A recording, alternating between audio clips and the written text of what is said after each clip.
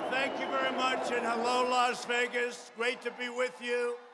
They have a big election tomorrow. We've already won the state. We've already won. I like ours better. We just take it. Just take it. We want it. I like it that better. You know, they say they're going to have a lot of problems tomorrow. I hate to tell you this. I don't know. Have you heard? I hear their computers are all messed up just like they were in Iowa.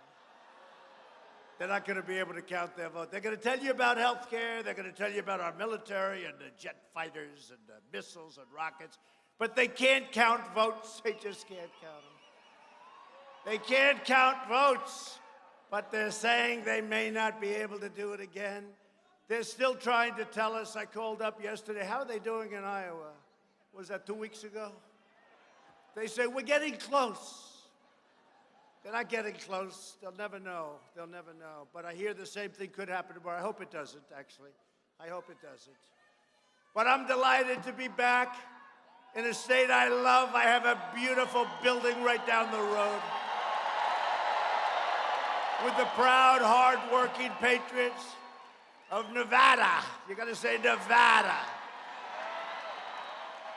You say that wrong, you got problems. You say Nevada, they go, what the hell? Got to be Nevada.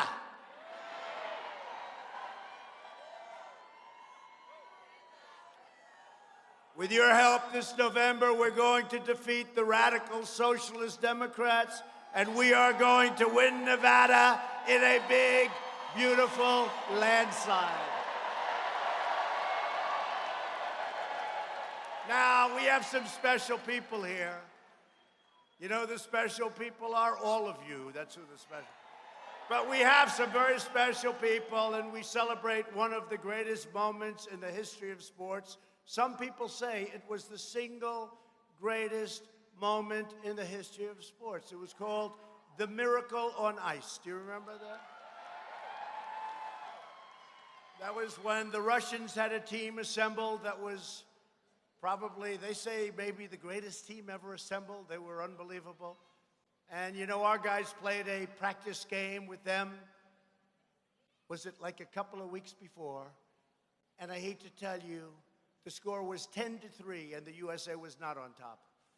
And this team was an incredible team, and they went in, and it was amazing. But tomorrow marks the 40 years since the United States men's hockey team defeated then Soviet Union team in the 1980 Olympics.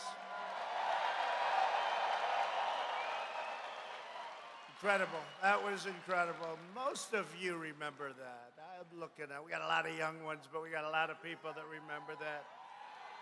A lot of people. And by the way, we got the Olympics coming back, coming to Los Angeles. Thank you, President Trump. Thank you, President Trump. Thank you very much. Thank you, President Trump. 8 years. 8 years, 2028. And you know what? Unless I'm still president then, which is a distinct possibility, I won't be here. And you know what they'll do? I'll say, how's the Olympics going? Does anybody have a ticket for the president that got the Olympics to come here? They'll say, I want to thank, and they'll thank hundreds of people. But they won't thank your president, and I'm the one that pulled it off. But that's okay. 2028 Olympics is coming to Los Angeles. It's going to be great. And we worked with the mayor of Los Angeles. He was great. He called up, and we gave him a lot of help. I was president-elect then because the president didn't want to get involved. He didn't want to get involved in getting the Olympics, so they called me, and I was president-elect, hadn't taken office. Then I got involved, and I'll tell you, they were happy we got involved. It was great. It's going to be very exciting. Today, we are thrilled to have with us 14 players of that really incredible gold medal team. Give them a big hand. Give them a big hand. And they were amazed. They said, boy, this is a big crowd. I said, it's only because you guys are coming. You know, this thing was supposed to be for this evening. And I said, let me get back to Washington. Do it early. So we gave you almost no notice. You have thousands of people outside, thousands of people inside. You had to see. We were in Iowa, we were in New Hampshire. You saw what happened in Colorado last night. It was unbelievable. Every place we go, it's the same. It's been incredible. I don't know if you saw the pictures last night of the outside in Colorado. It was incredible. You could have filled that arena up 4 times, and it was a big arena. And it's something. So I hated to do it to you at 12 o'clock, but I said, let's go. I want to get back. We got to deal with China. We got to deal with Russia. We got to deal with North Korea, South Korea. We got to deal with the rest of the world. Get my people back. We got to get the hell out of here, right? But we have a lot of time. I'd like now to invite these incredible sport legends to join me on stage. A friend of mine and a very good golfer, by the way, Captain Mike. Hey, Mike. Where's Mike? Where is he? Mike. Come here. Do you know who he is? He's a fake handicap is what he is. Say something, Mike. Just welcome everybody. It's ironic we happen to be here to celebrate our 40th anniversary. The Vegas Knights flew the whole team out to honor us tonight and for the weekend. And we obviously thank the people of Las Vegas for having us here. And we're looking forward to celebrating a special time. And it's a great honor for the president to invite us to be part of this event as well. So Vegas, thanks for having us. But just tell them, am I a good athlete and am I a good golfer? Yeah, you are, yes, sir. Whatever you say. Thanks, Mike. That was some goaltending, right? How many did you rebuff? Jim Craig, that's the next guy. I mean, but how many did he do? Very few. Very few, but a lot of shots, right? Yes, a lot of shots. He was like a piñata. Yes. So, Mike, that was great. Goaltender Jim Craig. So, Jim rebuffed. Come here, Jim. Great goaltender. Great goaltender. They didn't know what was happening. They kept shooting. He doesn't know how many you rebuffed. How many did you rebuff? 37. 37? Wow. So let me ask you, was that as goaltender, because that was incredible, was that the greatest game you ever played? You've had a lot of great games, but was that the greatest game you've ever played? It was an important game. That was slightly important. Yes. Thanks, 37. 37! Bill Baker. Bill, come up. Bill Baker. Dave Christian. Ken Morrow. Jack O'Callahan. Mike Ramsey.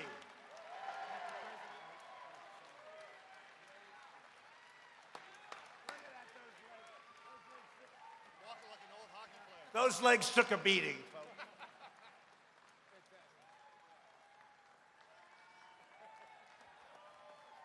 Mark Wells, Neil Broughton, John Harrington, Rob McClanahan, Buzz Schneider, Dave Silk, Phil Vercotta, and a great coach, an assistant coach at the time, Craig Patrick.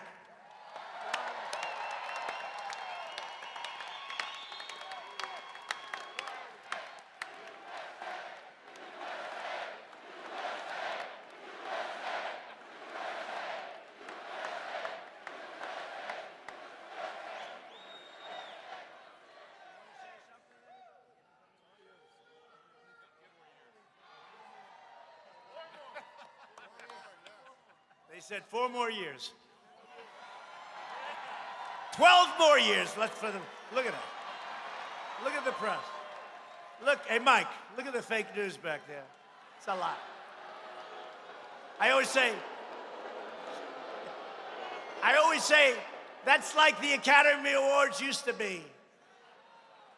This year we had a movie. They said, best movie. They announced a movie from South Korea. I said, what's that all about? The movie was made in South Korea. Look, I get along great with South Korea, but you know, I never saw that one before. They used to go best foreign movie, but now we do it that way. I don't get it, but that's what it used to be. And this is really an incredible time. I'll tell you what, for our country, that's why I like to see things that we do get honored, because nobody is doing what we do. Nobody can do it like us. We're the greatest country in the world again. We have the greatest people. We have the greatest military by far. We've totally rebuilt our military. Jobs are booming. Incomes are surging. Poverty is plummeting. Factories are returning. Confidence is soaring like these guys. The confidence is soaring. But, you know, we do have somebody that I'd like to point out, because this team is, they had a coach. And that coach was a very inspirational coach. Would you say, Mike? And I'd like to have maybe one of you come up and just say a few words about Coach Brooks, because he was he was really he was a big heart on this team. Please. Who'd like to say? I think it would be appropriate, if you got a few minutes, that Herb Brooks' daughter, Kelly, is here representing her father.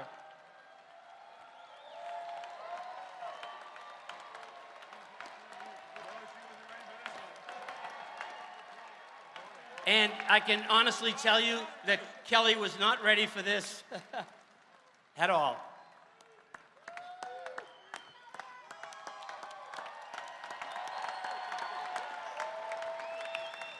You got it? Her dad was an amazing coach. He was a great teacher. He was a great motivator, at times maybe too much of a motivator. He was very demanding. He was very difficult to play for, but trust me on one thing, there never once was a day that we didn't respect the man, and never once was a day that we didn't trust him and what he was trying to do. He orchestrated the greatest sports moment of the 20th century, and the guys behind me were so proud and honored to have been a part of him and what he was able to put together. It was a perfect environment, a perfect storm sometimes. Not only a great coach, but great players and great people that stand behind me now. So if Kelly would like to say a couple of words, no, she won't.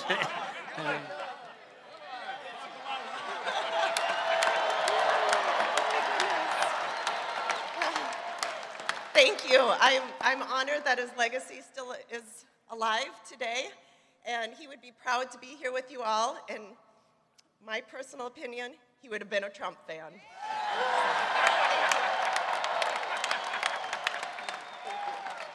So tell me one thing. So I see those tears. That means you think you miss him and you love him, right? Was he actually a nice guy? Because he looked tough. Mike was just saying he was brutal. But he was a good guy, right? Tough, but great. Thank you very much. Thanks, Kelly. Thank you all. Greatest sports story could be number one.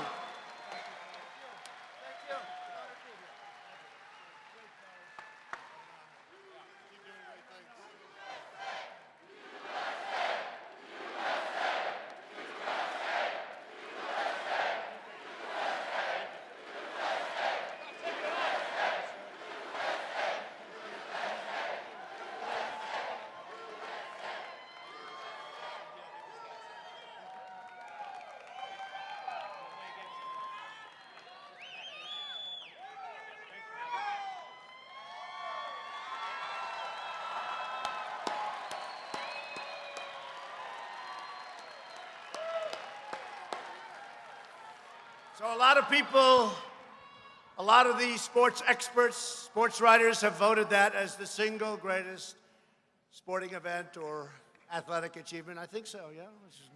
They put it number one, certainly top five in the history of our country. We have a lot of things that we've done to break records. We're going to go over them, but we've broken a lot of records now. But I want to thank that great team for being with us, very inspirational. This is a big day, the anniversary. Thank you, fellas. Thank you. In my State of the Union address, I proudly declared that we are in the midst of the great American comeback, and we're just getting started. After 3 years of ridiculous witch hunts and partisan Democrat crusades. By the way, I think they're starting another one. Did you see that? I see these phonies, the do-nothing Democrats. They said today that Putin wants to be sure that Trump gets elected. Here we go again. Here we go again. Did you see it? A story.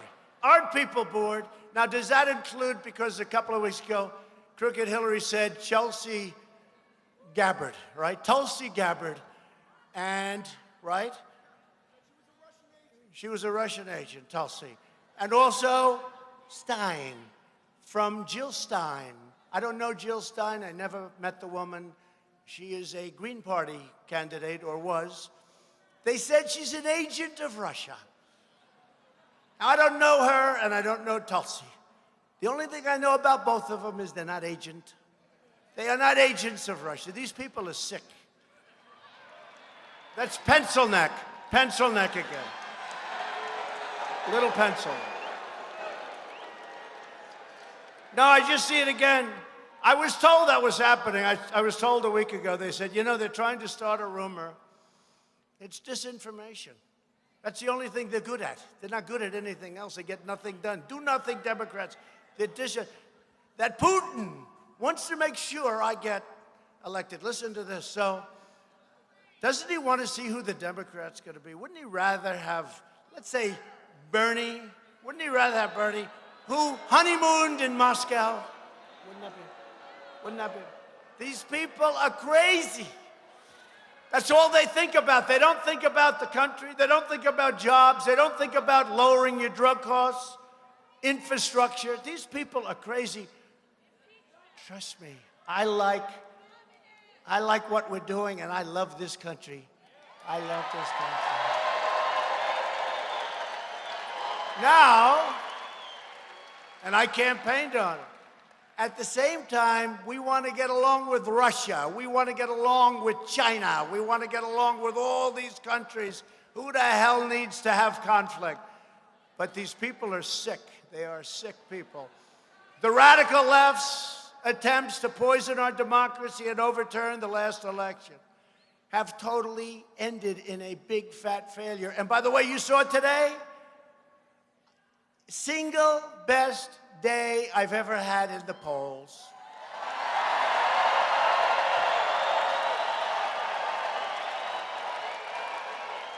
And any poll that the fake news gives you, because the real numbers are higher, but any poll they give you is a fake. But Wisconsin, the great state of Wisconsin, I was leading by many, many, many points against every one of these characters. Can you believe it? We got a new one, Mini Mike. How did he do in the debate the other day? Mini Mike! Here's a box, Mike. Here, Mike. Boom. Mini Mike, he was a beauty. What happened? He couldn't breathe. What happened? Mike would like to know. How about that Pocahontas screaming at him? She forgot. She forgot that she lied about her own heritage. She said she was an Indian because she had high cheekbones. That was the only thing. Remember when I said I have more Indian blood in me than she has, and I have none, right? I have none, to the best of my knowledge. Wouldn't mind having some, but I happen to have none. And she choked, and she went out and got a report done. 1,024. You know what that means? That means probably I do have more. Now, why did he bring that up when she was screaming at him? Why? Because he was gasping for breath. I can't breathe. He's going, I can't breathe. I can't. She's hitting me too hard. Pocahontas. Well, she won that debate because Mike could not respond.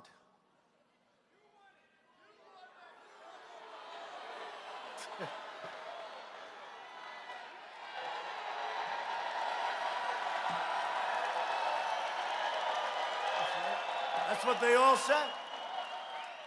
They all said that. That's funny. I won. They're all shot. It's not me that's saying it, fake news. You fake news people.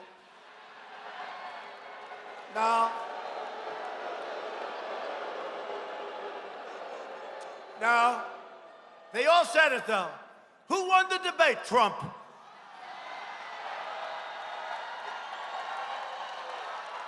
You know what? The way I look at it, when fake news CNN, oops, there goes the camera off. Red light just went off. See, I can tell every one of them. I know them by heart. I know the operators. I know the cameramen. They're okay. They're all on our side, by the way. They're screamed at, get that camera off. I don't want to do that. Get that camera off. It's going to be a job. All right, I'm sorry, President Dick. But how about MSDNC? They're worse than CNN. And they're owned by people that really are bad. I think they're very bad for our country. The owners of Comcast, rotten company, bad for our country, very bad. They try, you know, they have all these PR things to try and keep their image nice and clean. What they do on television is so disgusting. I think in the old days you had to have licenses for this stuff, right? They can say whatever they want to say. Let's see what happens over the next period of time.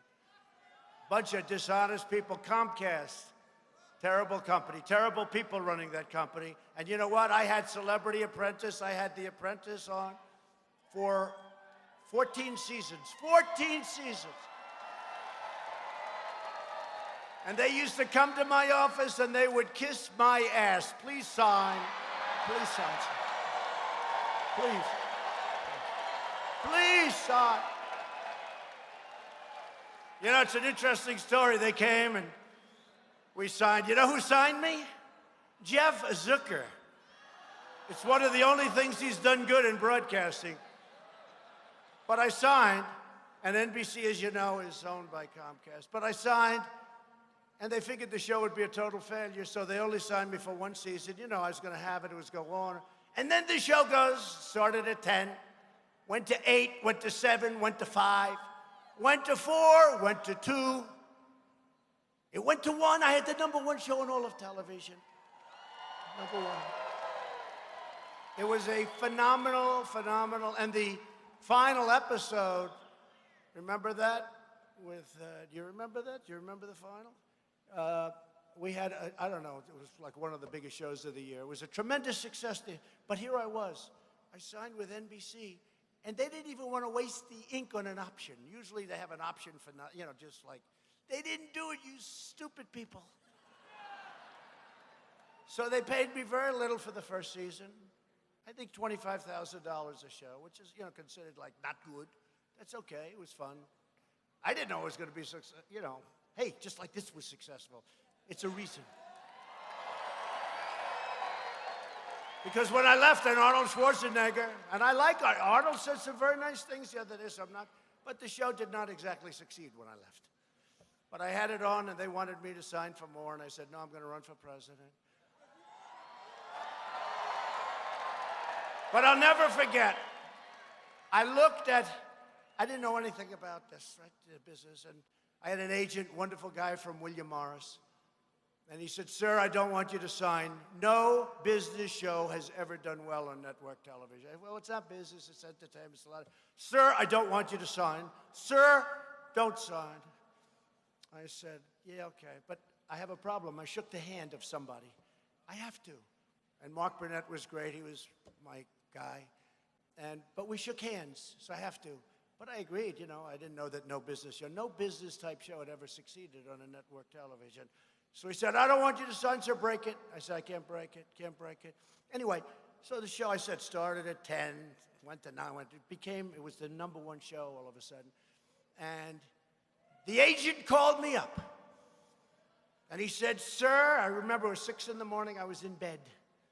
He said, sir, the show just went to #1. I'd love to see you because I think I'm entitled to more money. I said, you didn't want me to do the show. Well, not really. I mean, I was okay. He said, I'd really like more money. I said, Jim, I like you very much. Jim, you're fired. Get out.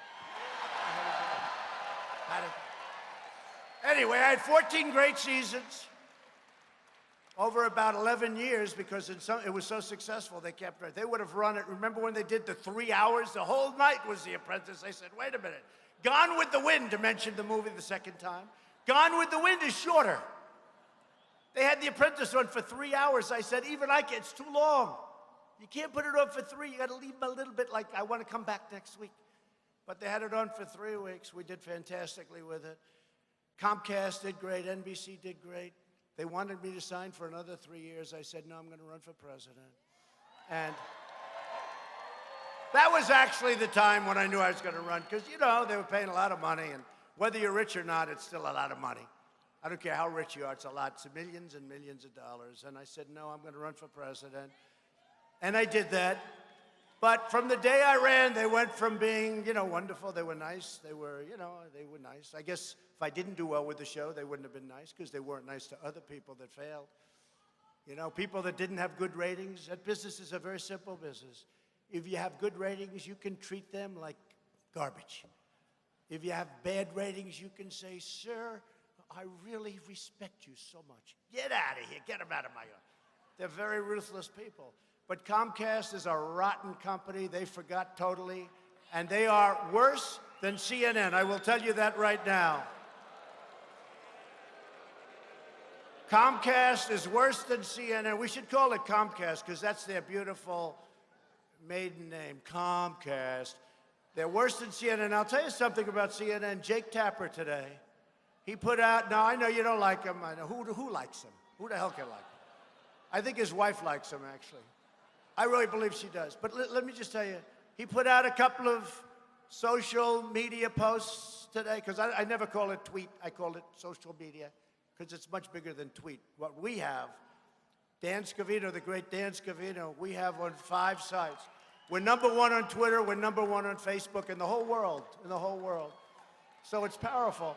But Jake Tapper put out some things basically saying, I believe it, that's the way I read it, that the new Russian thing that started yesterday, that Putin wants to be sure that Trump wins. Give me a break. Give me a break. But Jake Tapper said, it ain't so. And if he did say that, because they were a little complex, you know, they can turn him around, or when Zucker sees him and said, why did you put that? I want that deleted, and I want you to do a different one. But he did say that, so I respect that, because it's another hoax story. But we're standing up for the defense of our Constitution, for our freedom, and democracy itself. You know that. Okay? That's what we're doing.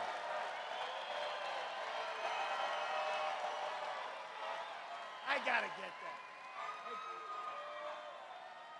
Hey, Bobby, see that guy? I love this shirt. Bobby, I don't know, he looks like a nice guy. Can you please walk him up, even if you have about 5? Come here. Come here. You gotta see this shirt.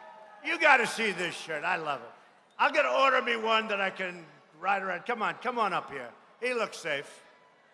He doesn't look like he's gonna start a fist fight. He's a good fan, I guess. You gotta see this shirt. I love it. Is there any place that's more fun than a Trump rally, right? How many rallies have you been to? Huh?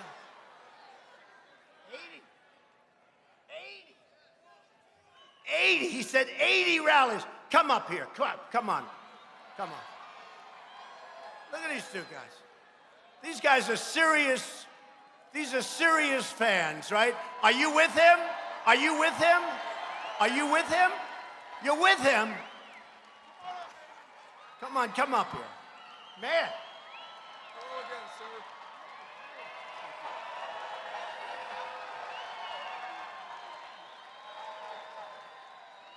We met yesterday at your rally in Mesa for the first time. I've been to 2 rallies in 1 week, so I'm just getting started. Joe, welcome. And look at this guy. Come on. God bless you.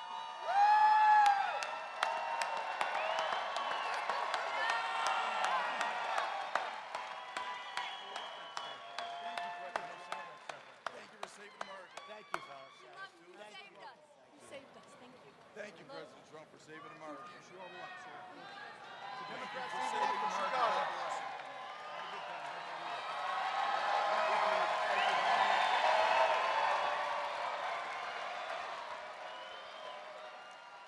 Wow. I just said, how long have you 2 been together? I figured they'd say, you know, we're married. He met her at the rally in Colorado. Can you believe this? Do you believe it? Man, did he get lucky. They both got lucky, right? They both got. Well, that's cool. No, I just see there's so much stuff out here. It's genius, actually. While the extreme left has been wasting America's time with vile hoaxes, we've been killing terrorists, creating jobs, raising wages, enacting fair trade deals, securing our border, lifting up citizens of every race, color, religion, and creed. As you heard, we added another 225,000 new jobs last month alone, way above anticipated schedule. And that makes 7 million new jobs since the election. The number was supposed to be under 2 million, and we added 7 million. And remember, if I give you wrong numbers, the fake news is going to have headlines. Trump gave you wrong. I mean, it's very tough. I've got to be very careful. Even if I give you wrong in the wrong way, they'll say it was wrong. I said, yeah, but it was wrong in the low way. No, that's no good either. Got to be exactly, very precise with these characters. The Democrats don't have to be, but we have to be. We've destroyed the ISIS territorial caliphate 100%. We killed the founder and leader of ISIS. Al-Baghdadi is dead. Al-Baghdadi is dead. 17 years they looked for him.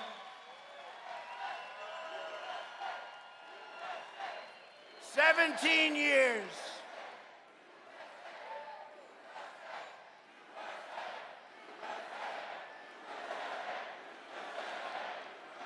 Al-Baghdadi, one of the first things I did when I came in, you know, he's the founder of ISIS. And when I came in 3 years ago, ISIS was all over the place. And I said, you got to knock it out. We knocked it out of Syria and Iraq and other places. We really knocked it 100%. Remember, I wanted to leave. I said, all right, we were at 96%, then 98%, then 99%. I said, let some of these other countries do it, wouldn't you say, right? So what happened is I wanted to leave, and they said, no, no, no, we want 100%. So we wait and stayed. We got 100%. Then we moved them all out of Syria, except we did keep the oil. You noticed that, right? We kept the oil. Sorry. They said he left soldiers in Syria. Yeah, I did, to keep the oil, if you don't mind, which is what we should have done in Iraq, too, by the way. I would have done that. They're making a lot of money with all that oil. But you remember that whole thing, I said, you got to find al-Baghdadi.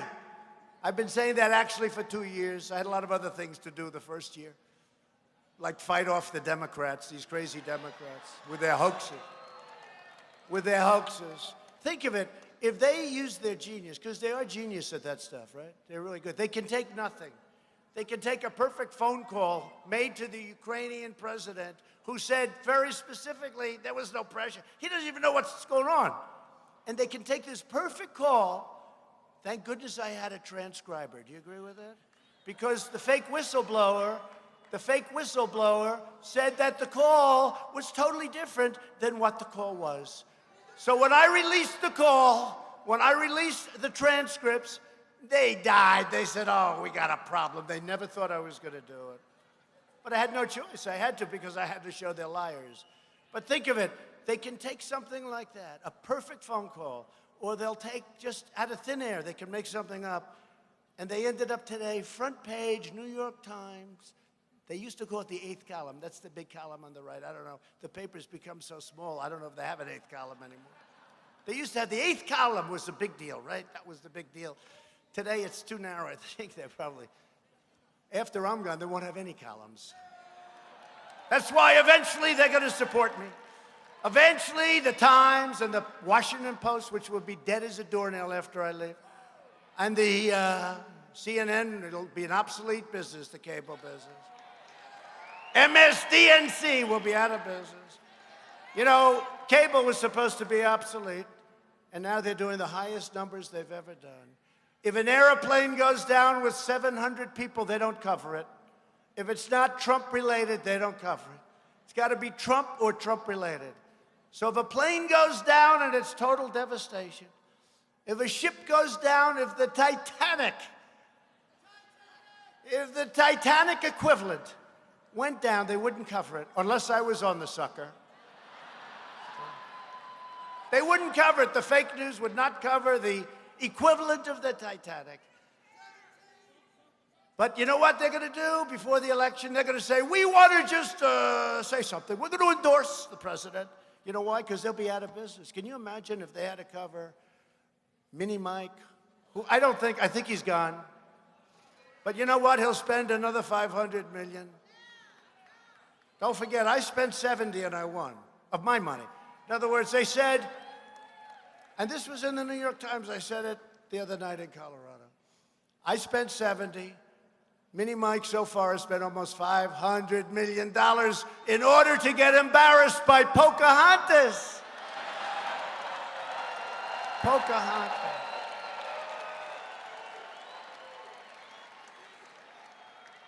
And she's mean, isn't she? Do you see the anger on her face? That nervous energy? She's like, oh, jumping up and down. She's a mess. But, no, she's mean, right? Right? See, that face is just, she wanted to get him. She said, I got him. I want to see those agreements. You open up those agreements. This poor guy probably signed 100 of them. And each one's a disaster. He said, I don't want to open those agreements. Nobody told me this was going to happen. He said,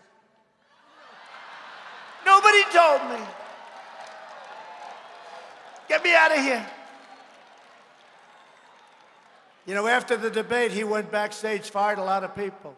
He said, how the hell did you get me into this thing? But anyway, Pocahontas was really mean. But she's going to be easy. I hope it's her. It's not going to be her. She made a little comeback the other night because she took Mini Mike to the cleaners. But it's not going to be her. It can't be Buttigieg. Can't be, I don't think. Alfred E. Newman. Ladies and gentlemen, introducing President Alfred E. Newman. But see, nobody knows because you're all too young. Nobody knows who Alfred is. It's Mad Magazine. They all said, no, howdy doody. See, nobody knows who Alfred E. Newman is. Only the real aficionados, they're the ones and they love it. But that's only 15% of the crowd, right? Am I right? Better than howdy doody and howdy doody. But he's got to learn, he's got to worry about his own city. It's going to hell, so he's got to worry because that city's got a lot of problems. I don't get the whole thing, but he's not a bad debater, I will say. He's probably the best up there. Bernie is too emotional. He's screaming, going crazy. And Biden is angry. Biden is angry. Everything's anger. Gee. And that's what happens when you can't get the words out. No, it does. That's what happens, right? When you can't get the words out, you get angry. You get angry because you can't get the words out. It might happen to me someday. Can you imagine if that happened to me? Man, would I be a bad guy. I'd be the meanest man in history. No, but Biden is very angry. He gets angrier and angrier and angrier. He's changed. And then you have that time, he said Tom Steyer. Tom said, Mr. Impeachment, how did that work out, Tom? Thank you very much for the great poll numbers between him and Nervous Nancy. How did that work out? This schmuck spends $250 million. He ends up with 0.33% in Iowa, but maybe, that could be rigged because they still don't have any idea what he got. Maybe he won Iowa, they took it away from him. No, but he was substantially below. It said 1% and an arrow left. So he spends $250 million, Tom Steyer. Never heard of this guy. Who is he? Where did he get his money? Who is he? He was in the coal business. Did you know that? This guy, this phony, is a big environmentalist. He made his money, a lot of it, in the coal business. Nobody knows that, but he's a fake. Remember when he walked up to Bernie the other day? Hi, Bernie. Hi. Oh, and he was having a fight with Pocahontas, right? Is this the greatest? Mark Burnett said this is the greatest reality show in history. He said you could take The Apprentice, and you could take Survivor, and you could take every other reality show ever made, multiply it times 10,000, and you still don't have what we have. And even the cast, he did say this, you got the perfect president, You got the perfect first lady. How about the first lady?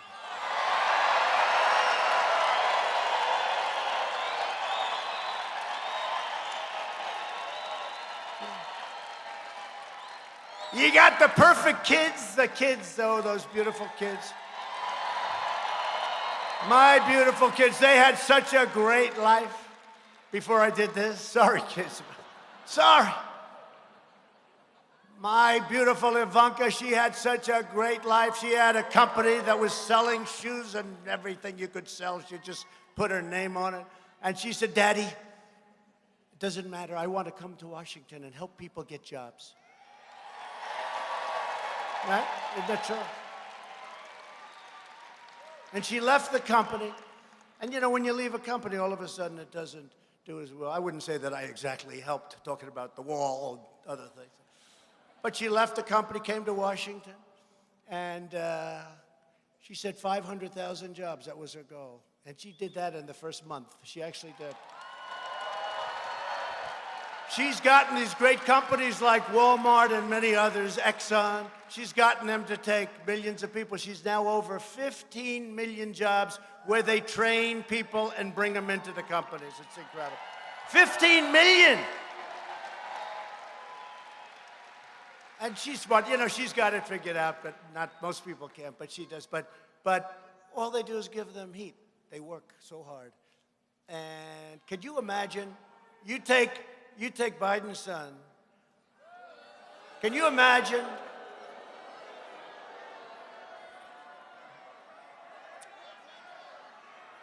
You know, I deal with all these big companies and these great, great countries. I think I could get my sons 25 board chips for millions of dollars apiece. My kids would be bad. But you know what? We don't do any of that stuff. We don't do that stuff. We don't do it. The kid got $3 million, $83,000 a month, and he didn't have a job until his father became vice president. And speaking of vice presidents, okay? And speaking also of reality television, because it's the greatest show of all time, right? Look at this guy. Look, we told you what, last night? A little change, folks. We're going to move it up from 8 o'clock in the evening till 12 o'clock in the afternoon. Little change, just a minor change. Because I have to get back to Washington and work. I feel guilty. This is too much fun. But speaking of vice presidents, and speaking of perfect vice presidents, you know, if you become president, the first thing you have to do is choose a really horrible, horrible vice president. So if the idiots ever want to impeach you, they have to say, I can't impeach him. Look who we have. I have the perfect vice president. I have the greatest in the world. I have the greatest vice president. I don't know.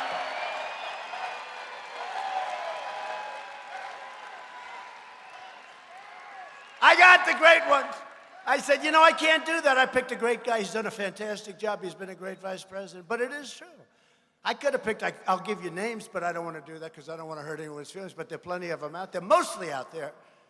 And I don't want to do that. But Mike Pence has been great. But tell me, is it perfect casting? The whole thing.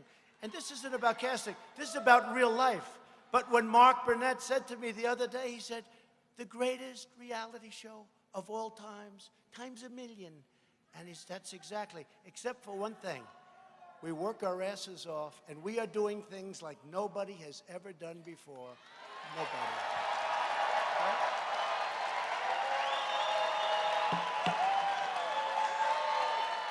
Right?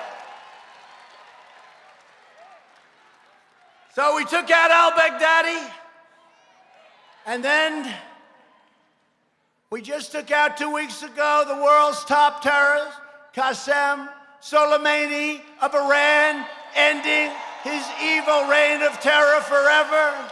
He's the father of the roadside bomb. When you see our beautiful people walking around with no legs, they're walking and trying to walk so hard, and they're really in rough shape. They have incredible the job the doctors do at Walter Reed and some of these hospitals. And they get them to a point where sometimes they really can. They walk around, but it's hard. And they lose legs and they lose arms. That was Soleimani. He's the father of the right. He loved the roadside bomb. He thought it was a great thing. Where is he now? Soleimani. And I'll tell you what, you know who's happy about it? The people of Iran are happy, and even the leaders of Iran, because the leaders of Iran were afraid of him, okay? And the fact is, America is respected again. We're winning. We're winning all over. We're winning in Washington. The Democrats keep losing their minds. That is why millions of registered Democrat voters are leaving their party to join our movement. It's not even a party, it's a movement. They're joining the Republican Party. It's true, we have a lot of, look at the energy in this room. They're all fighting. They're all fighting. Look, we're a unified party. The Republican Party has never been unified like it is today. I mean, I'll show you. I could say we're going to go over to the Hilton, or we're going to go over to someplace, and we're going to do a rally at 8 o'clock tonight. We'd have tens of thousands of people there. There's never been this. You know, Ronald Reagan was great. I thought he was a great guy, great president, didn't like his policy on trade. That's okay, trade. But if he came to Las Vegas, you know, they'd have a ballroom, they'd have 500, maybe 1,000 people.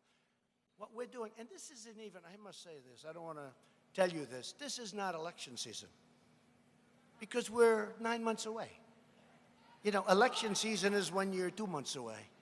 We're not even in election season, and we have more enthusiasm now, believe it or not, than we had even before the election in 2016.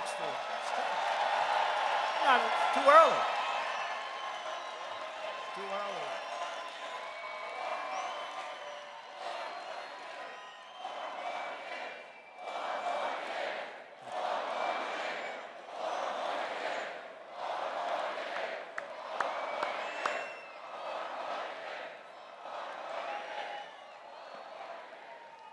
It's true. We have a great gentleman and woman with us, a friend of mine, Mr. and Mrs. Sheldon Adelson, right over here.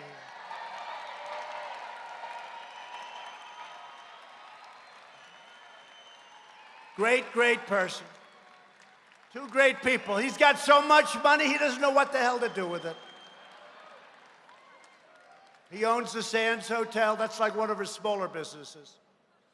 Sheldon, that's like your small business, right? He is a great guy. She's an incredible one. She's a doctor. And she studies addiction and drugs, drug addiction, all sorts of addictions. And she knows more about that subject, I think, than anybody. And she works hard, and she doesn't need it. He does not need the money that she brings in, okay? He also happens to own the paper. He owns the paper. You own the paper in town, right? They wanted like a couple of $100 million too much. He said, give it to them. It's peanuts. What the hell difference does it make? But we want to thank the Adelsons. They've been incredible fans, and they love Israel. They love Israel. I just saw him sitting there. I didn't know they were here. I just see him sitting there. Ah, he's something. The chairman of the Nevada Republican Party, who's really been great. He's been with me for a long time, and he's a very committed man. Make America great again. You know this. Let's do a poll, quick, just quick. You know, I'll never get rid of MAGA because I'm superstitious. But you know, we just hit an all-time high with the stock market. Our military is rebuilt. You just got the greatest tax cuts in history, the greatest regulation cuts, and all of this stuff. So let me ask you this. So make America great again sort of doesn't work quite as well. So now we have Keep America Great. And we have the new hat. It's higher, stiff. It's like a billboard, right? I call it the billboard. It's a billboard. So let's go. Just out of because I am very surprised by it. We're going to keep them both, but I'm just curious, if we did go to one, make America great again.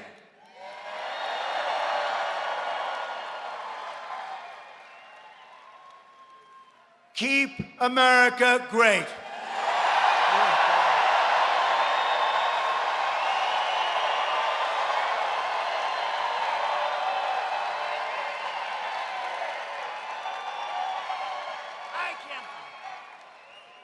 I would have said that's impossible. Make America great again is the greatest phrase. A lot of people, again, fake news, I think, will agree to it.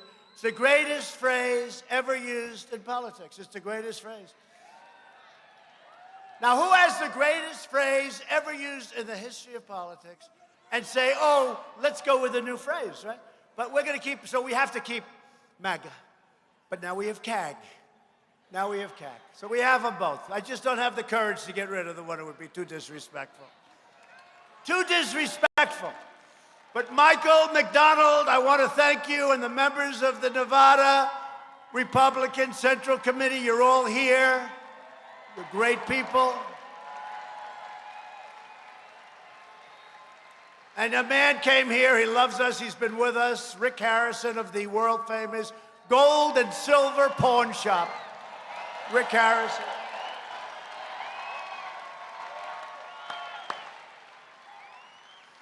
You better win, Michael. Otherwise, that's the last time I'm introducing you like that. I hear we're up. I hear we're doing nicely. I hear we're doing great. And by the way, the union, I have a lot of respect for that union. You know, last time I had a strike in my building during the election. It's the only reason we would have won this state. I'm like brilliantly, to save 3 cents. I could have settled the strike before the election. I wanted to save $2. Total. That was a brilliant move. And then we had some guy running, a guy named Hecht. And he wasn't too good. He didn't do too good. But we almost won the state despite, I had a big strike. I had thousands and thousands of union guys. They had, look, they wanted to show us. But I think that the unions are really with us.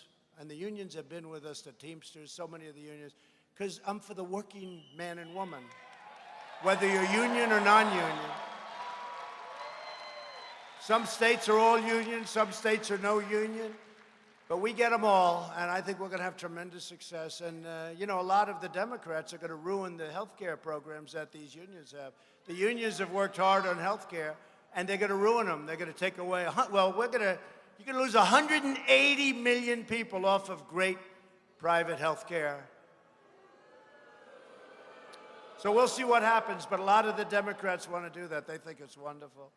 But together we're building the world's most prosperous economy and the most inclusive society. That's true. Since my election, over 125,000 new jobs have been created right here in Nevada, including over 40,000 new Nevada manufacturing and construction jobs, a 30% increase. The national unemployment rate is the lowest in over half a century. And soon we're going to have that be a historic number like so many of the others. The average unemployment rate for my administration, this is the coolest of them all, is the lowest for any United States president in recorded history. That's pretty good.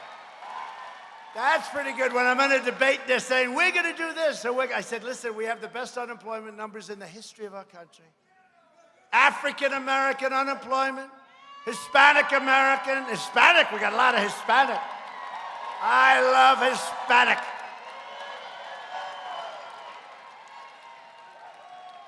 Who in this audience is Hispanic? Yeah. We're doing great. Well, we should be doing great. You have the lowest ever recorded, lowest unemployment rates ever recorded. Asian Americans, likewise, the lowest ever recorded. The unemployment rate for women reached the lowest rate in 71 years. African American youth unemployment has reached an all-time historic low. People I love, people I might have helped more than anybody because of choice and accountability. The veterans' unemployment rate dropped to the lowest record employment, lowest in history. The unemployment rate for disabled Americans has reached an all-time historic low. And you got to remember, they're back there checking every word. They're going, oh, my God, oh, he's right. He's right. He's right. I can't say it because I got all these maniacs back there. They're trying to fight. You know, he put the comma in the wrong place. He didn't make that word plural. Therefore, he lied. He lied. Now, I got to be very accurate because all these numbers, they check them out. They say check them. They're in there checking out. Check on the African-American unemployment, please. Please tell me it's not historic. These people are among the most dishonest human beings on earth. Not all of them. Not all of them. Workers without a high school diploma. We have millions of people. They didn't go through high school. They left. They had problems, good problems, bad problems, families where they don't have the money.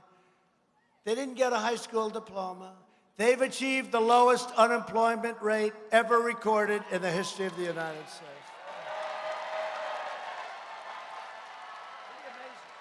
Those are important groups of people. 500,000 more Hispanic Americans now own a home. No, Hispanic have done so good. And by the way, you know who understands the border? Because we are building that wall like crazy. You know who understands? Remember, they all said, oh, if you build the wall, you lose the Hispanic vote. I said, I got to do what's right. You know who understands the border better than anybody? You know who understands crime at the border better than anybody? The Hispanics understand it. And they don't want to be working and have people come in, take their job, have people come in where they can't pay for their house, have people come in who are very, very bad people. You have some very bad people. You have murderers and rapists, and we have set all sorts of records at the border. But we're up to 122 miles of wall. And it is true. The people that understand it the best are Hispanic. So thank you. Got to make our country safe. Got to make our country safe. We've lifted 10 million people off of welfare. Median household income is now the highest ever recorded in our country. Think of that. President Bush, I say it all the time. President Bush, 8 years, $450. President Barack Hussein Obama, 8 years, $975. President Donald John Trump,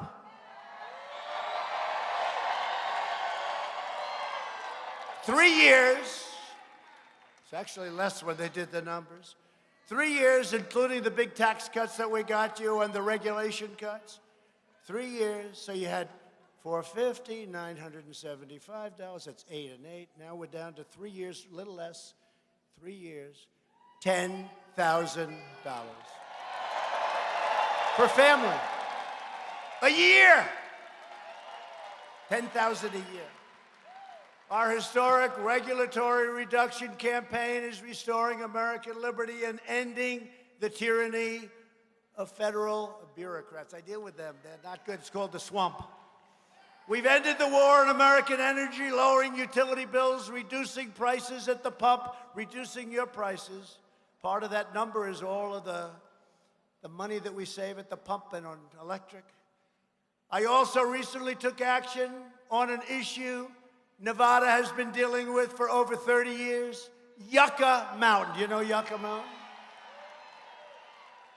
My budget stops funding for the licensing of waste storage at Yucca Mountain so that we can focus on positive solutions and for much better reasons and alternatives.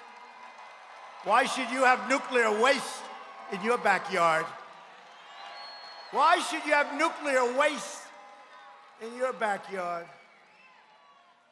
I won't say which countries, but you know what other countries do? I will not say which ones. They put it on a ship, they float it out into the middle of the ocean, they find a nice deep spot, they dump it. That's the end of it. But we would never do that for environmental reasons.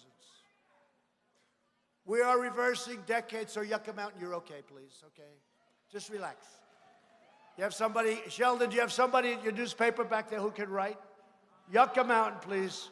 He'll call up, Yucca Mountain is okay. That's the end of that. That's the end of that. So Yucca Mountain, you're in great shape.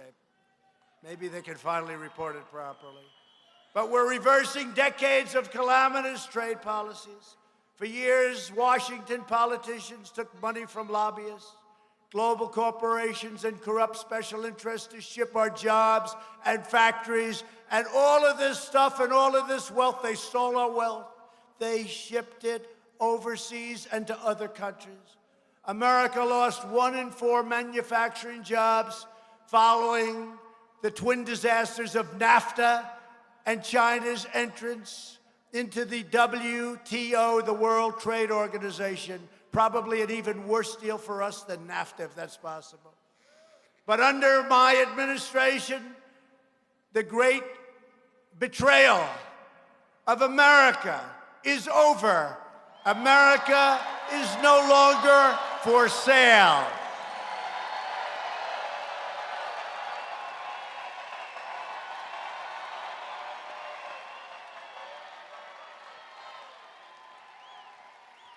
Last month, we ended the NAFTA catastrophe, and I signed the brand new U.S.-Mexico-Canada agreement, USMCA. See, we played the song YMCA because that's the only way you remember. Just think of the song YMCA. Think of the song and you'll remember that. USMCA is a gigantic victory for farmers, ranchers, and manufacturers all across the great state of Nevada. I also took the strongest ever action to confront China's massive theft of American jobs. Our strategy worked. Last month, we signed a groundbreaking trade agreement, probably the biggest agreement of any kind ever signed, with China that will defend our workers, protect our intellectual property, and boost American exports by a lot. China will be buying $250 billion worth of goods from us now, and $50 billion from our farmers. My guys wanted 16. I said, make it 50. My guys wanted 16. They got China up to 20. I said, nope, got to make it 50. And then I said to China, you got 1.5 billion people. What difference does it make? They said, you're right. 50 billion. I don't think our farmers can produce that much, but we're going to soon find out. They're going to buy very large tractors. After years of building up other countries, we are finally rebuilding our country. We are finally putting America first.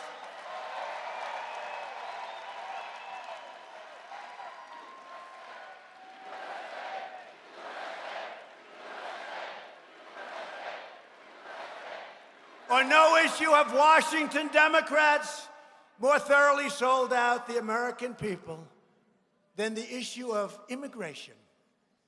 Before I came into office, the far left's policy of open borders allowed deadly drugs to flow freely into our country, poisoning our children, including right here in a very, very big way, the great state of Nevada. Washington Democrats put the needs of illegal immigrants before the well-being of American citizens. You know that. You've been complaining about for a long time. It's one of the reasons you voted for Trump. They want to let anyone from around the world simply walk across the border, and then they want to give them a lifetime of free welfare, of health care, of lots of other things, including education, all paid for by the taxpayers of the United States. Illegal immigration costs Nevada taxpayers, think of it, more than $1.6 billion every year, over $1,500 per household. For the amount of money Washington Democrats want to spend supporting illegal immigrants, we could rebuild every city, all of these distressed areas in the United States throughout our country. The money we spend, it's not even thinkable. And don't forget, when we say come, like in California, the clown, he says, come, we'll give you free health care. People that weren't even thinking about coming.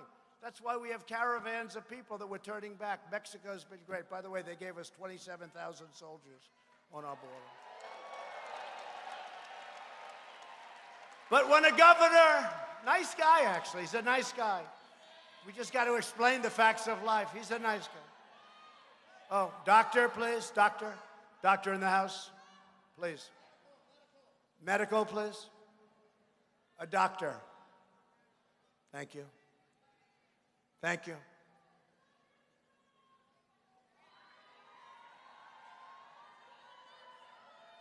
Take your time.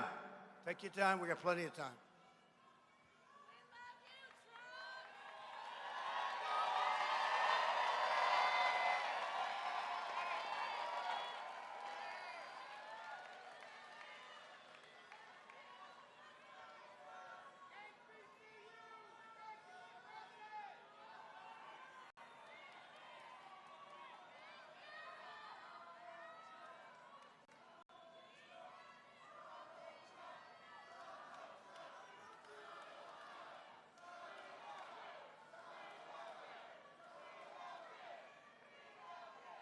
Yeah, take your time, please.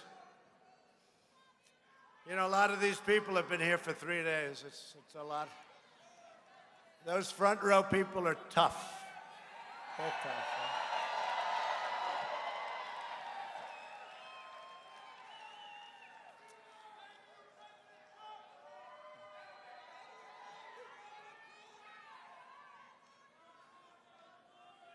Take your time, Doc. Take your time. Yeah.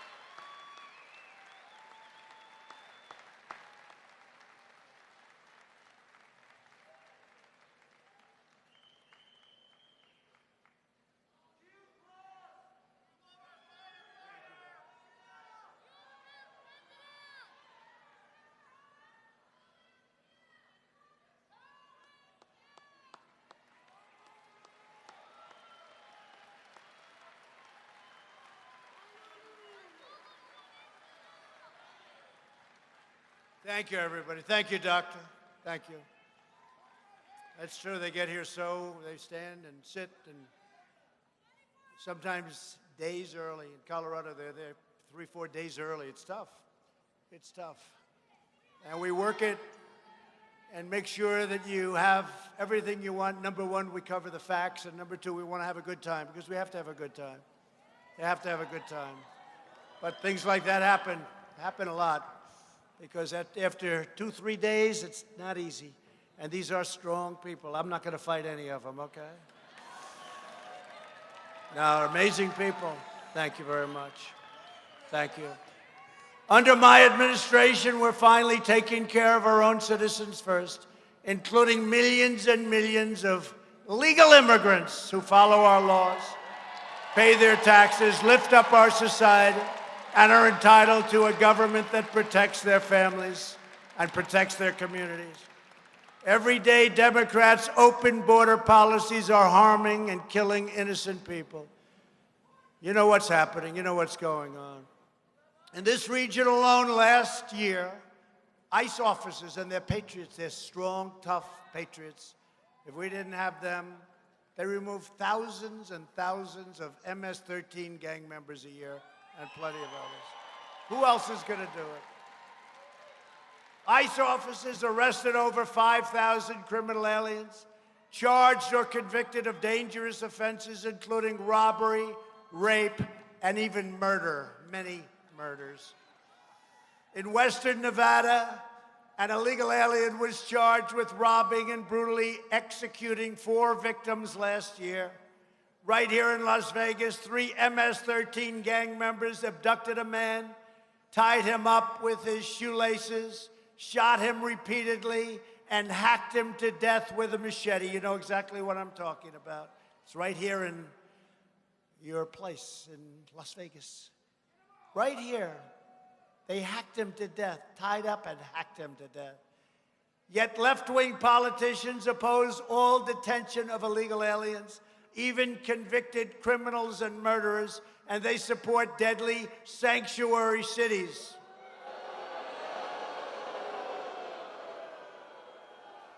You know, I say this all the time, and how the hell, I mean, where are they coming from? I don't get it, right?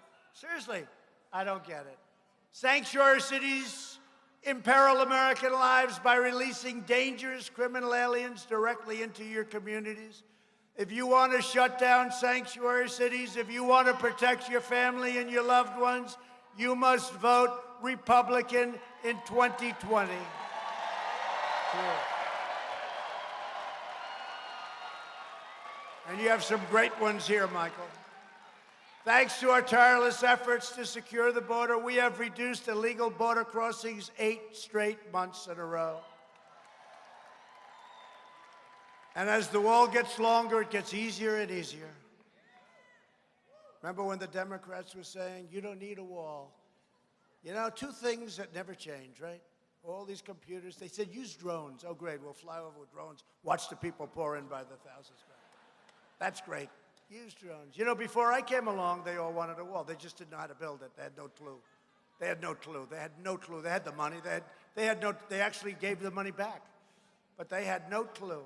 But as soon as I came in and I said, wall, wall, wall, they went against. And I made a terrible, terrible mistake. You know, they always say I never admit mistakes. I do. But I'll admit a mistake now. I should have said, we will never, ever, under any circumstances, build a wall. They would have given me so much money for a wall you have no idea. They would have forced me to build it. I made a terrible mistake, right? Terrible mistake. So if it ever happens again, which it won't, this wall is one of a kind. We'll say, we will not build the wall. And they'll say, we demand that you build the wall, and it would have been so easy. Illegal crossings are down 75% since last spring, and we have ended catch and release. A horrible problem. We catch them, you know the story. They come over, could be a killer, murderer, rapist. They come over, we can't do anything. We have to be politically correct. We catch them. We then say, what's your address? They don't know. They don't even know their country in many cases. Where do you come from? We don't know. And they mean it.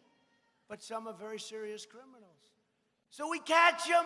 We take whatever they can take, which is nothing. And then we had to release them in our country. We can't bring them back. And then we have a system of judges, thousands of judges all over the place. You got to be like Perry Mason. And everybody, every illegal that comes in, they have the lawyers, you know, the lawyers meet them, they get fees. They get paid fees. But we're breaking the system. No more catch and release. You think that was easy? And the big thing is that 30-foot, and this wall is built exactly to the specifications of Border Patrol, totally. And Border Patrol has seized the largest amount just recently of deadly narcotics ever recorded, the largest amount. We've deported record numbers of gang members. We've done more to secure the border than any administration in history. We are, as I said, building the wall faster than ever, faster and bigger than anyone thought possible. They can't believe we're getting it done. We'll have over 500 miles of wall built sometime next year. 500 miles. Washington Democrats have never been more extreme than they are right now. 132 congressional Democrats have now signed up for Bernie Sanders' takeover of health care, that would strip 180 million Americans, many of them in this room, of their private coverage. Remember President Obama? Remember? He said, you can keep your doctor, you can keep your plan 28 times. He lied. So we should impeach him. We should impeach him. We're going to impeach him. We'll do a belated impeachment. We're going to do a belated impeachment. 28 times, you can keep your doctor, right? Remember, you can keep your doctor. You can keep, unfortunately, when they found out you can't keep your doctor, he said, I was just kidding. No, we should impeach him. We'll do a belated impeachment, fake news. You have it? So you have to be very careful when you say impeach him, because you know what they do? They go back and they write. They write. President Trump said that Obama should be impeached, but he's not in office, and so therefore they can't impeach. He doesn't know what he's talking about because he's not in office, so therefore they can't. So you have to be very careful. That's why I use the word belated impeachment. Belated, meaning I'm just kidding, okay? They do it all the time. They had it the other day. I said, bring back Gone with the Wind, right? I said the movie. I said a little bit up here, but I said the movie the other day in Colorado, I guess. I said, South Korean movie won. You know, they said, ladies and gentlemen, the winner of the Academy Award is, and it's a movie made in South Korea. I said, what's this all about? And I deal with them. They like me. We're helping them a lot. They're killing us on trade. You know, they beat us on trade, and then they win the Academy Award for a freaking movie. Right? But we redid that trade deal. But the other day, they got me on this one, too. I said, whatever happened to Gone with the Wind? That beautiful movie, Vivian Leigh, Clark Gable, right? Whatever happened? Bring back Gone with the Wind. And some of them wrote, he doesn't know that that movie was made like in 1936. So anybody sitting, he says fake news. It is fake news. They're fakers. But no, anybody sitting there reading, they're saying, man, Trump can't be that smart. You know, he said, bring back Gone with the Wind. That's an old movie, yeah. It's an old classic. Bring back, what I say is make great movies, you know, not this computerized crap, computerized garbage.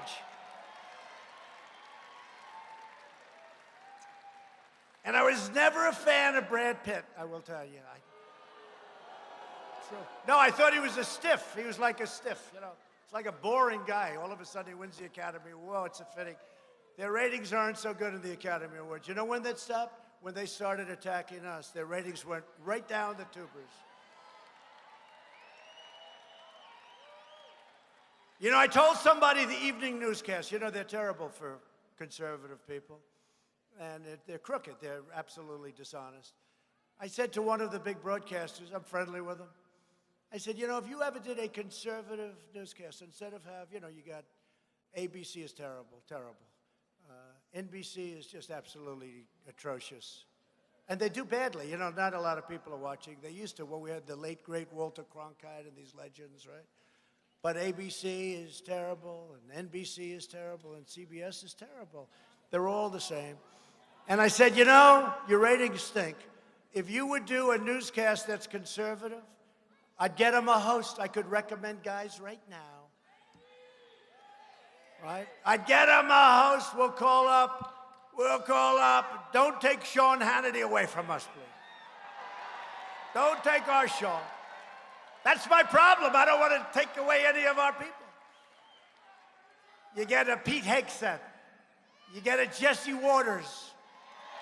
You get, I mean, I could name so many of them, right? And you put them on that broadcast, their ratings would go up fivefold, but they don't know that. I don't know. They're stupid. They're stupid. They're stupid. Their ratings would go through the roof.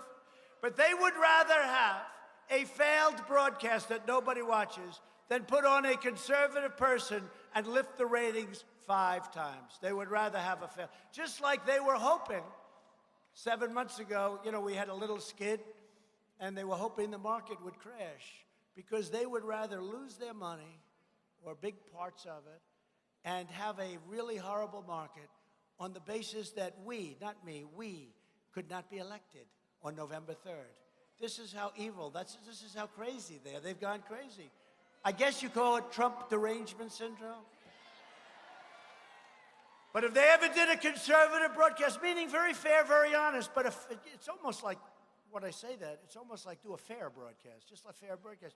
That thing would be the hottest show, but they don't realize it. And if they do, they probably wouldn't do it anyway because they don't want to go away from what they're doing, which is crazy because they are doing very poorly. While the social and socialist Democrats are trying to destroy American health care and your Social Security, they're putting it at risk. My administration is protecting your Social Security. Remember they said 4 years ago in the debates, and you had this crazy woman. I mean, I hate to mention her name. I did it, yesterday. I threw all the runs. She's a zero. She's got zero television personality. Zero. A.B. Stoddard, whoever that is. She said, Donald Trump lost all of his debates. I won every debate. And maybe, I don't know, maybe won somebody, but I won with tremendous number. He said, you always win. No, I'm not sure. We try, I'll tell you that. And we're winning now. But this crazy woman who's got zero going, zero. She said, Donald Trump lost his debates and he won. She was talking about how badly Mini Mike did. So she said, well, Donald Trump, no, I won every single debate. I won him against Crooked Hillary. I won him in the primaries, like 15 or 16 debates. And for some reason, sometimes you do say, it's not a big deal. Nobody watches her. Nobody cares. Nobody even knows who she is. I just made her famous, right? She's nothing. She's nothing. She's got no talent. Got nothing. She's probably got a little drive. That's how she keeps getting on television. Other people don't have her drive. But you know what? I said, that's really unfair. So I took out the polls, Time Magazine, Drudge, good guy Drudge. Drudge, we took out a lot of different things. And we put up the Drudge poll, the Time Magazine poll, and many others. And some of them had me down like at 91%, and then they'd have many people. And I can't really show it because many of those people are now great friends of mine. Some of them are great Republican senators. I'm not going to show results, but I'm holding it up just quickly. Glancing, I call it a glancing blow. But we won the debates. And I have this fake news person saying, Donald Trump did very poorly in the debates. I won every debate, easily. I never did it before. Remember my first question? I said, Rosie O'Donnell. It was one of my best answers. Rosie O'Donnell, who violated the campaign finance laws as badly as anybody I've ever seen, and nothing happens to her, right? And yet, Anesh violated that. He made a little mistake, and they want to destroy him. So we pardoned him. We pardoned him. By the way, he made a mistake. Rosie O'Donnell, that was a massive violation of the campaign finance laws. But Dinesh D'Souza, they wanted to put him in jail. I don't know, I think he might have even gone to jail for a period of time for doing something that was really very understandable. Rosie O'Donnell, 5 times, what she did is incredible. Nothing happens. And then she gets on and says, what a bad guy I am. I'm not a bad guy. But it's really a disgrace. It's a disgrace. I'm glad they didn't do anything with it, frankly, because you don't want to do for something like that. But you know what? How do they take it? We have 2 sets of justice in this country. It's no good. It's no good. It's no good. You know the thing we're working on right now. We're trying to get fairness for a certain person who's been treated very unfairly. A man who had a juror who was a radical anti-Trump person. And she didn't say that when she went up there. And she became the foreperson of the jury. And she did terrible things and said terrible things. And you know how they caught her? When he was convicted, and then a statement was made, she started jumping up and down, screaming, yes, yes, and started telling everybody how they said, wait a minute, wasn't she just a juror? The woman was totally biased. How do you do this? So I fight. Look, I fight. A lot of times it's not worth it, but I got to fight for fairness. I got to fight for fairness. Got to fight for fairness. It's a very unfair system. I guess it's called the swamp. I just, when I said drain the swamp, it was a nice phrase. I never liked the phrase. When I was campaigning, somehow the phrase came up, sir, I think we have a phrase, drain the swamp. I said, I don't like it. That's too hokey. But one day I was at a big arena, 25,000 people packed before the election. And I said, and we will drain the swamp. The place went crazy. I said, wow, you never know. You never know. Frank Sinatra said his best song, I won't tell you which one because I'll ruin it for you, but his best song is the song that he thought would never make it, the song that he liked the least. But he said that's the one that was the most successful, that the people like. You never know. So I said, drain the swamp, and the people went crazy. I said, whoa. I said, let's try that again. And the next time I did it again and again and again, I only didn't know how disgusting and dirty the swamp is, and a lot of the media is a big part of the swamp. So my administration is protecting your Social Security, your Medicare, and is fighting to give you great health care. We're defending your right to keep your doctor and your plan. We're defending that right. You're going to have that right back. We're going to cancel that Obamacare if we can win the case, and we're going to give you great health care.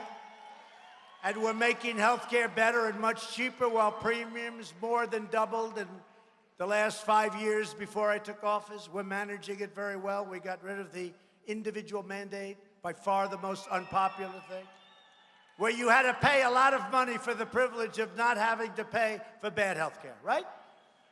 We got rid of it. And it was upheld in the Supreme Court, what we did. We get sued everything we do. If we move, if we take 10 steps, right or left, we get sued. And we're now offering plans that are up to 60% less expensive. We're going to make healthcare a big part of this campaign. We're protecting people with pre-existing conditions, that we always will. That's why, if we are successful, you know, we're in the Supreme Court to try and get rid of this, the carcass. It's a carcass known as Obamacare, but we're running it much better than they did. Remember when they had, this was the greatest, the $5 billion website, right? $5 billion. It was supposed to cost $5 million. I have a son at home. He's 13. He's a genius with computers. Hi, Dad. What's up, Dad? Dad, get out of here. Hey, listen, I'm the President of the United States, man. Don't talk to you. Dad, come on, Dad. Can't you see I'm playing with my computer? The guy talks to me, and he's working with his computer. These guys are genius. You know, they grow up with, it's like walking, right? But he's looking at me. I could have given him their health care site. He would have done it for nothing, and it would have been better than what they have there. Remember? Come on, Dad, I'm busy, Dad. What do you want? What do you want, Dad? Barron. Whoa, Barron, whoa. Wow, they're gonna like, he's gonna like that. He likes it. He's a good boy. He's a tall boy, I'll tell you that. Just turned 13. He's up there. I'm saying, hi, Barron, how you doing? No, he's good, but they're great with the computers. And they spent $5 billion. Okay, it was going to cost 50. It was going to cost 5. It was going to cost 50. Then it was going to. What was the final number? 500. The number was so. The number that they spent $5 billion, right? It ended up. It still doesn't work. They spent $5 billion, right? And they spent $500 million on all of the problems it caused. And we've really straightened it out. But it's still lousy health care, Obamacare. And it's really not Obamacare anymore, because when you get rid of the individual mandate, it's no longer Obamacare. But we're going to terminate it. We're going to give you your pre-existing 100%, otherwise I won't do it. We're going to give you brand new pre-existing, and we're going to have a great health care that's much less expensive. And we're fighting to stop surprise medical billing. And Barron's going to be very happy. I signed an executive order imposing price transparency, because when providers are required to show their prices, those same prices fall very fast. You know, a man that does this very professionally is great into the healthcare business. And you have to be careful when you say it, but, you know, it was just a very strong statement. He said, sir, price transparency in hospitals, where you can bid it out and you can look at the prices. Right now you can't see. If you go to a hospital, they won't even tell you how much it's going to cost. They operate, and then they'll give you a bill, and you'll say, oh, my, I had no idea it could be. They take blood. We have one person, blood, $39. Another place, the exact same thing, $2,500. Take blood, a blood test. One's $39, one's $2,500, the same test. Maybe the $39 test is better. Who the hell knows? But it's crazy. Price, transparency. And he looked at me and goes, and he's a real pro, one of the top in the country. He said, sir, and nobody wanted to do it because it's a little bit controversial, and a lot of the drug companies don't exactly love it. The hospitals don't love it. But I got to do what's right for the people. I don't care. I got to do it. But he looked at me, he said, and this is why I did it. It was one phrase. You know, do you ever do where you're not going to do something, then somebody hits you with a perfect phrase? He said, sir, price transparency is bigger than healthcare. I said, what do you mean by that? He said, you will see numbers that far outweigh healthcare, hospitals, doctors. He said, you'll be able to price out everything. You'll be able to see costs. He said, price transparency. You know, people, if you've heard about this for 15, 20 years, no president has the guts to do it. And it probably means I won't get campaign contributions from certain people, but I'm not going to get them anyway. What the hell difference does it make? I don't want them. I don't want them. I got to do what's right. You know, we're here for a short period of time. Even if it's a long period, it's still a short period.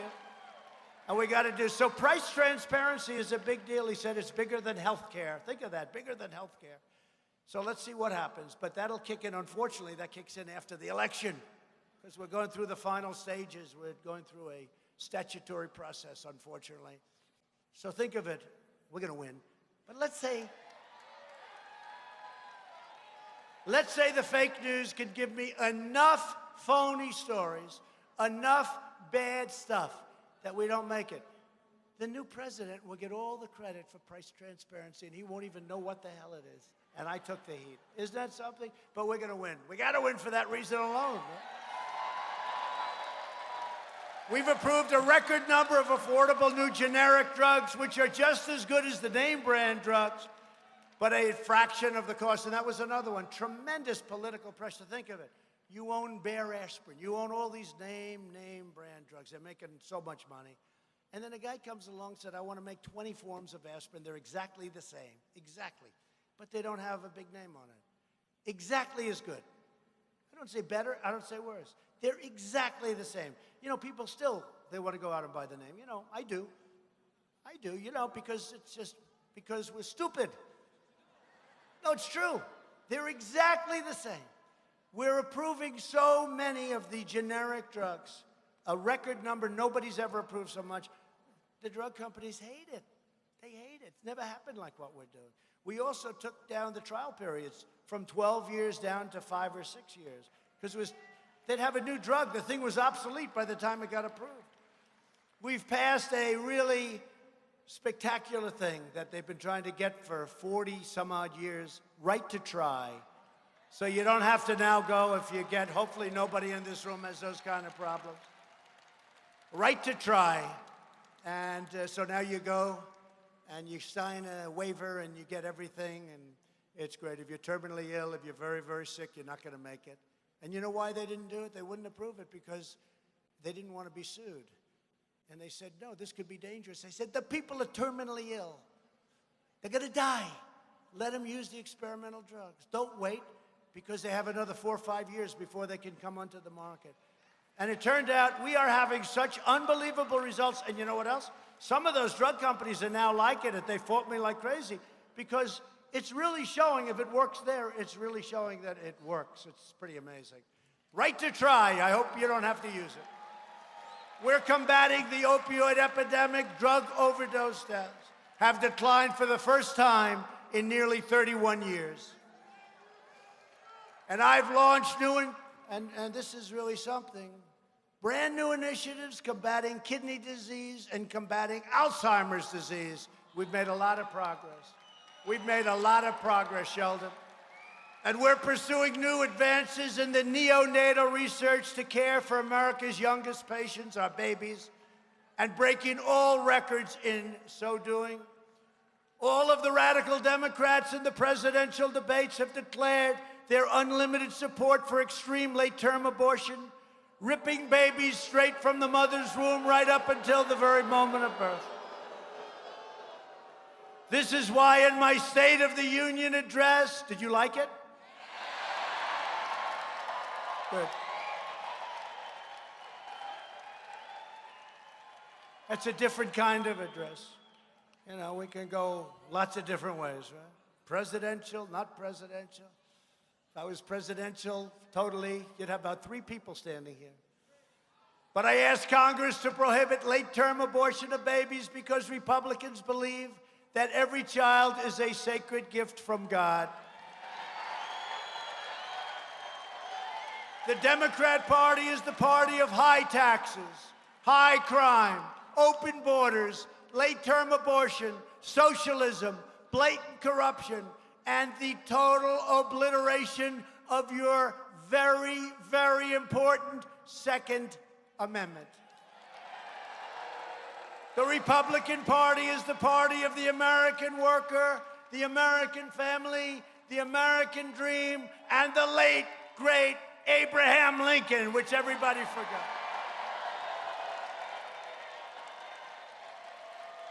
Republicans are fighting for citizens from every background, every community, and every single walk of life. We are the party of boundless optimism, excitement, energy, and enthusiasm. We are wealthy, right? We are. Are we enthusiastic?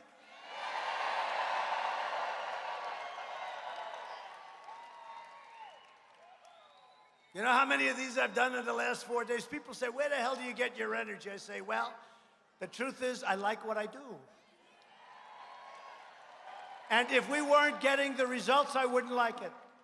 If we weren't getting the results, if I didn't see the results, I wouldn't like it at all. We're welcoming Americans of all parties and political persuasions to join our incredible movement to make America great again. We're a very big party. We are the party of big ideas for the future. Republicans are fighting for school choice because no parent should ever be forced to send their child to a failing government school. I passed criminal justice reform to give former prisoners a second chance at life. It was never going to happen. We got it done. This could not have been done by anyone but the Republican Party and ourselves. You know, the Democrats have tried for years. They couldn't get it done. We got it done. To uphold the rule of law, we are confirmed, and this is something they say most important thing you can do, judges. I say most important thing is defense. Second is judges. A record number of 217 federal judges who will interpret the Constitution as written. And we have appointed 2 great new Supreme Court justices, Neil Gorsuch and Brett Kavanaugh.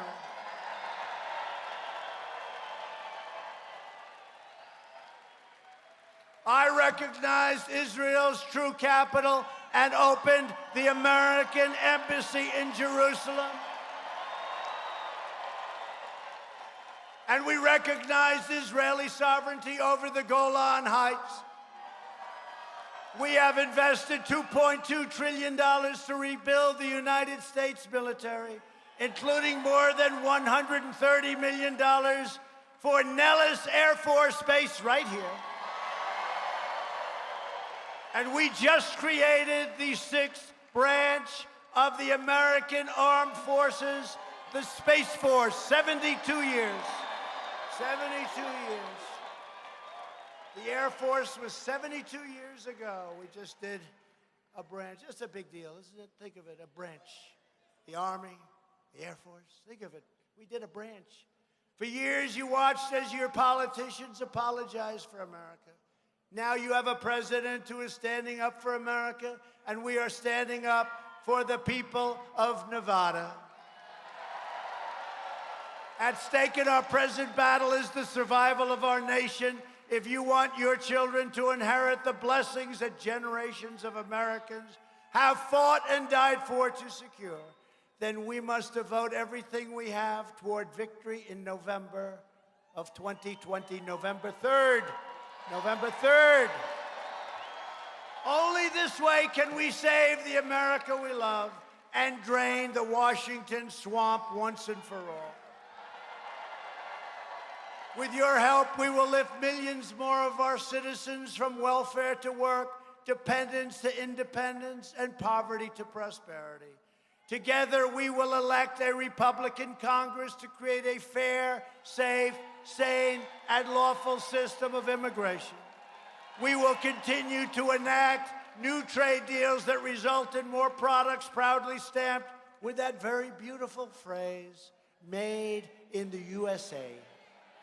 We will achieve new breakthroughs in science and medicine, finding new cures for childhood cancer and ending the AIDS epidemic within 9 years in America. And we will land the first woman on the moon and become the first nation in the world to plant its flag on Mars. We will defend privacy, free speech, religious liberty, and the right to keep and bear arms.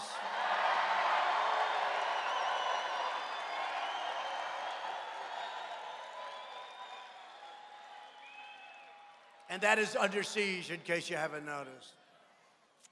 You know, your Second Amendment is under siege. Just don't worry. As long as I'm here, they're not touching it. Above all, we will never stop fighting for this. So true. But we will never stop fighting for the sacred values that bind us together as one America. We support, protect, and defend the Constitution of the United States. We stand with the incredible heroes, and they are heroes. We love them, of law enforcement. We believe in the dignity of work and the sanctity of life. We believe that faith and family, not government bureaucracy, are the true American way. We believe that children should be taught to love our country, honor our history, and to always respect our great American flag.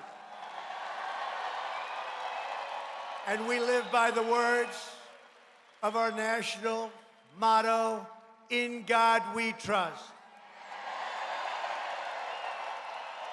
From Carson City to Reno to right here in Las Vegas, we stand on the shoulders of red-blooded American patriots who poured out their heart, sweat, and soul to secure our liberty and to defend our great, beautiful, lovely freedom. Freedom. Freedom. Freedom! Nevada was founded by pioneers and prospectors, miners and cowboys, who tamed the frontier, raised the mighty Hoover Dam, that's a beauty, transformed the barren desert into a shining oasis, lit up the lights of the Las Vegas Strip, and helped to make this the greatest nation ever to exist on the face of the earth. And we are making it greater than ever before.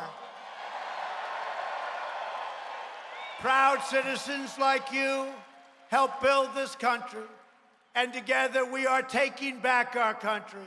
We are returning power to you, the American people. With your help, your devotion, and your drive, we are going to keep on working, we are going to keep on fighting, and we are going to keep on winning, winning, winning. We are one movement, one people, one family, and one glorious nation under God.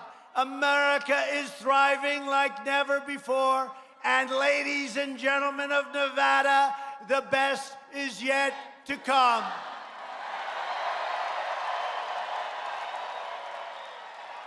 Together we will make America wealthy again.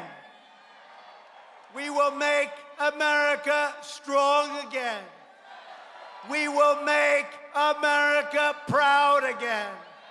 We will make America safe again. And we will make America great again. Thank you very much, everybody. Thank you. Thank you, Nevada. Thank you, Las Vegas. We love Las Vegas. Thank you, everybody. Thank you.